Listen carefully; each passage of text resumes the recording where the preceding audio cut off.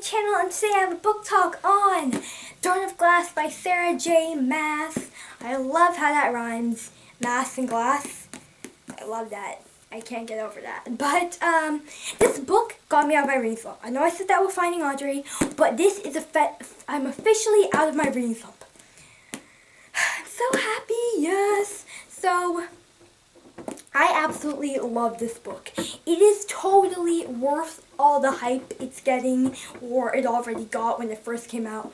It is amazing. I cannot stress. If you have not read it, I think you totally should, because it's so amazing. I'm not even kidding. It was so good.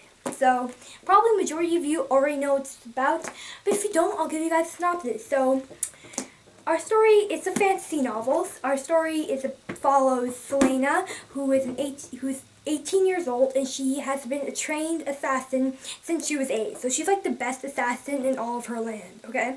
But then, she gets captured and put into this salt mine jail where she's used as a slave, and she stays there for a year. So then a prince comes and picks her as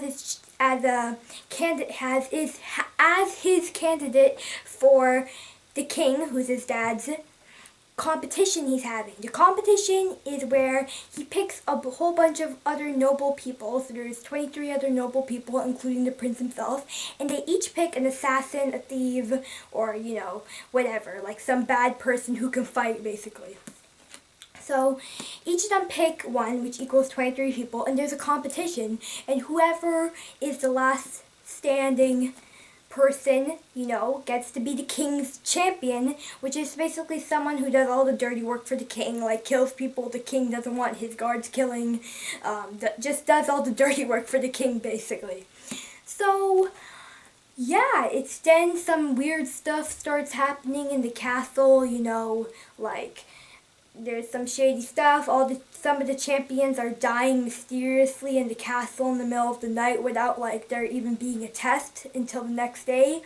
And they're all slowly dying off one by one. And Selena, our main character, is asked to figure this out by some mysterious being. So yeah, that's all I'm gonna say. But really, it's amazing. It's the world that this book takes place in is also phenomenal. It's written so well. I read A Court of Thorns and Roses by Sarah J. Maas, and it's not a similar world, but they're both fantastic, very well written worlds. These books are both extremely well written, and I really, really love them. It's so good. It's so good. So if that sounds interesting to you, I would go pick up this book, because it's fantastic. I cannot stress how fantastic it is, and trust me, it is. It really is. So that's the non-spoilery part of this video. If you guys haven't read this book, you go, bye. You have to leave, and then you can come discuss it with me later once you've read the book. So bye, non-spoilery people. Bye, bye, bye, bye, bye. So, oh my god. So, okay. I don't know who I ship. Let's just get this out of the way. Let's get this out of the way first. I don't know who I ship. Okay? It's really confusing. Actually, you know what? I do know who I ship. I do. Kale. Kaleena for life, guys. I can't. No, Kale, yeah. I'm sorry. I have to choose Kale because, Kale. I don't know. I'm kind of getting, selection, vibes from this. You know how the selection was, America had to choose between Maxon, and who's a prince, and Aspen, who's a guard.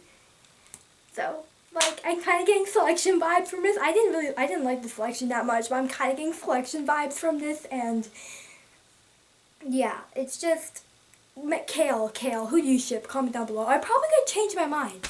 If Kale does something to make me mad in the next couple books, I might go on to Dorian, but Dorian, he's just, I think she only likes him because he's a prince, and if Kale was the prince, she'd probably like Kale. Oh my god, I love love triangles. I love it. A love triangle is well written when it makes you feel all the feels. It's not as good as Hair and Grey Stairs. Nothing can compare to Hair and Grey Stairs, but it was good. So comment down below who you ship, and Kaleena, or what's the ship name for Dorian Selena? Dorelia? I'll have to search that up. So yeah. let's get on to what are my thoughts about it. So that's just about the ships. Just want to get that out of the way. Carolina for life. Alright, so now, a character I really liked was Nehemia. Is that how you say it? Nehemia. I like the pronunciation guy on the back too. They had that in Akatar too. But I really like the pronunciation guy. Nehemia, when Selena thought that she was like, she knew about the word marks, which she obviously did. I kind of find that a bit shady when she's like, why do you keep wanting to learn about the word marks? Or she would just quickly change the subject after Selena would ask about them. I kind of knew that she knew something about the word marks. There was like this thought at the back of my mind, and I was like, she probably knows, but like I kind of brushed it off. Now, I never thought Nehemia was a bad person when Selena thought so. I was thinking Selena was just being paranoid, and it turns out it was Kane, and I really did think it was Kane since the beginning. Come on, Kane, it's kind of predictable because Kane was kind of like made up as a bad character since the beginning because of the attitude he was giving towards Selena. I didn't expect that he'd be killing other people with summoning that Ritterak. Was that what it's called? The Ritterak? I didn't expect he'd be summoning that and taking the powers from the dead people, like their strength. Oh. But I didn't think he'd be doing that, but you know, he did, so I knew it was Kane. I just didn't think he'd be doing that, so I didn't spoil myself. I didn't read the last page, don't worry. I tend to do that a lot, but I didn't know that the Ritterak. I was thinking, like, what's going on? I kind of knew Kane had some involvement, but I didn't think, like, when they said it looked like a beast tearing up the bodies, I don't know. I just kept thinking of Kane, and obviously Kane's not an animal, but, you know, it could have happened. That would be a cool plot twist. But yeah, and then, correct me if I'm wrong, but so the king, please correct me if I'm wrong in the comments down below, but the king knew about the Duke, Parrington, I think, yeah, who was experimenting with his own powers of some sort, which we don't know yet, on Kane and Lady Caltaine. Is that right? On Lady Caltaine. Lady Caltaine's the experiment on Lady Caltaine was to kill Selena with the poison, and the experiment with Kane was to make him summon the Ritterak to kill off the other champions slowly. And the king knew about this. That's definitely going to be discussed in the second book for sure. I have a feeling about that. That obviously will be a big problem, but so the king knew about it. I don't know, wherever the king was during this whole thing, we're going to also figure out sometime during the second book, Crown of Midnight, because, like, I don't know, the fact that he came back with no guards, but like, no soldiers or guards, whatever, that the captain of the guard, Kale, sent him, it's kind of weird. I don't think the king would make it back on his own. Usually there's, like, a guard that would come with him, because, you know, to escort him. See, I have a feeling he either killed them or he set them up for something. I don't know. This is very confusing. Like, not confusing, but complicated, because the king's just a shady character overall. And the queen, I thought she was, like, sick, because she didn't appear for, like, more than half the book. Now I'm like, is something wrong? Is she sick or something? Is that why she never comes out of her room? Queen Georgiana? Is that what I say? Yeah. And then, like, turns out, like, the only thing we get of her is her trying to set up Dorian with some ladies. And she gives him that list. Okay. So there's that. I thought she was, like, sick and there was something wrong with her and that would come up in the book. But just turns out that she's just your average queen, really. So I also have a feeling in the second book we're going to get more from Selena's assassin teacher. Was it Abraham? I'm probably saying that wrong. Abraham, that guy. We're gonna get more from him. And then, like, yeah, and Nox too. I'm happy Nox got away. Nox was a nice guy. Nox was nice. And here's my theory. I think that, excuse me, sorry, that, you know how Nox ran away? The king's gonna ask Selena in the second book to find Nox and kill him. That's what I think is going to happen. I don't know how that's going to translate into the rest of the story, just because that wouldn't be a big thing. There has to be a bigger problem in the story, next book. But I have a feeling we're going to see Nox in some way again. Nox was a nice guy, okay? Nox, I'm happy he ran away and didn't get killed.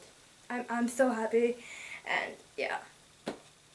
Nox was a nice guy. Like, I just think something's going to happen to him. And it's not going to be good, and Yeah, oh my god, Knox. I hope he doesn't die in the second book. I really liked him. I really, really liked him. You know, what happened to that boy? What's the boy that Selena was kind of friends with? That little boy who was the youngest and he was good with poisons? Did he get kicked out? What did he get kicked out? I don't even remember him getting kicked out. I don't remember.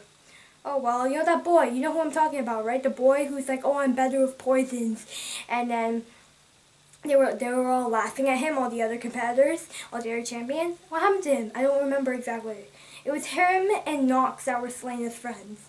And obviously Nehemia, but Nehemia's not in the, the competition. So, yeah, this book was so, like, a whole bunch of things, like action-packed stuff packed together, and it was so awesome. I didn't think I'd like it as much as I actually did. I don't know. I really, really love it. Now, my favorite scene was where she got the cramps. Oh my god. I was laughing so much during this scene. And, like, she had her tea, and she was like, her servant, Philippa, was like, I've had my share of monthly cramps. And then Selena was like, yeah, okay. And then Kale comes in, and she almost pukes on him. I don't even know. This was so funny, okay? I mean, and so she pukes on me. He's like, oh my god, you are sick. And she's like, yeah, but it's not that kind of sick. And he's like, what do you mean it's not that kind of sick? And she's like, do you really not? In her head, she's thinking, does he really not understand what I'm trying to say? And then she finally tells him. He's like, okay, I'll just leave now. And then, I don't know, I just found that so funny. And then Dorian came in, and he's like, for someone as tough as Kale or whatever, he seems really jittery for something small like that. And then, I don't remember the line exactly, but he said that, and I just love how Kale ran away when she told him, what was going on with her. I was laughing so much during that whole thing, and then, like, Dorian's like, it can't be that bad, is it? And she throws a book at him. Oh my god. Oh yeah.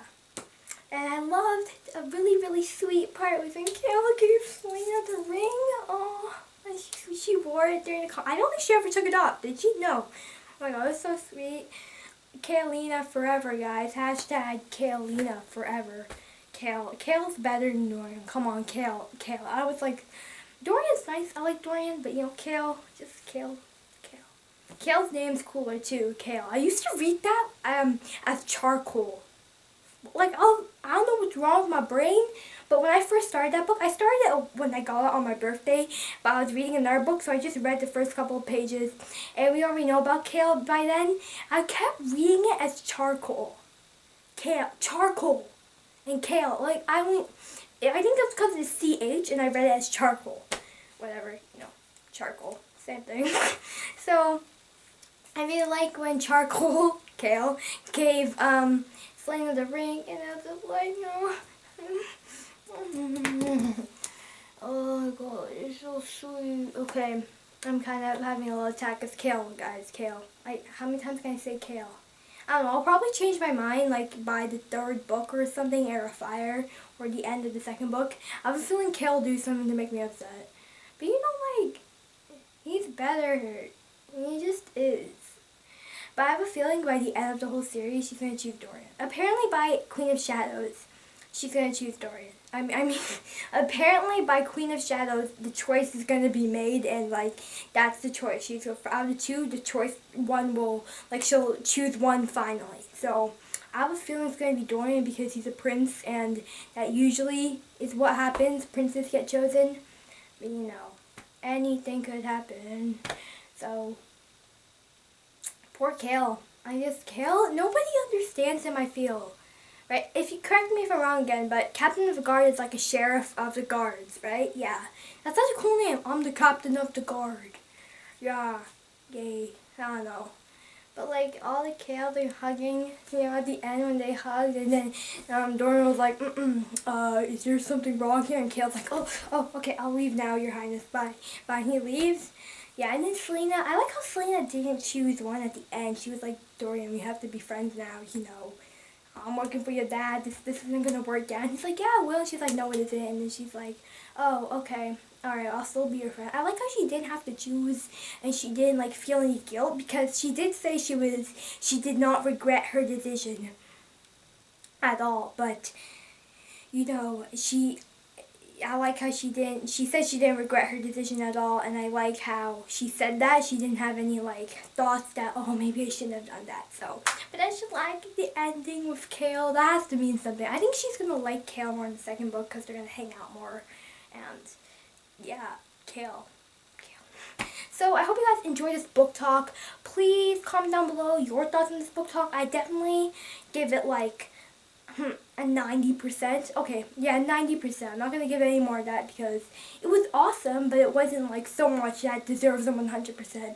So I give it a 90%. It was phenomenal, this book. Can't wait to read the second one, even though it's not in stock anywhere near me, but that's a story for another time. I'll probably tell that story when I do my Crown of Midnight book talk, which will be coming. I'm going to do book talks on all the books, don't worry. So I hope you guys enjoyed this video, and I'll see you on my next one. Bye!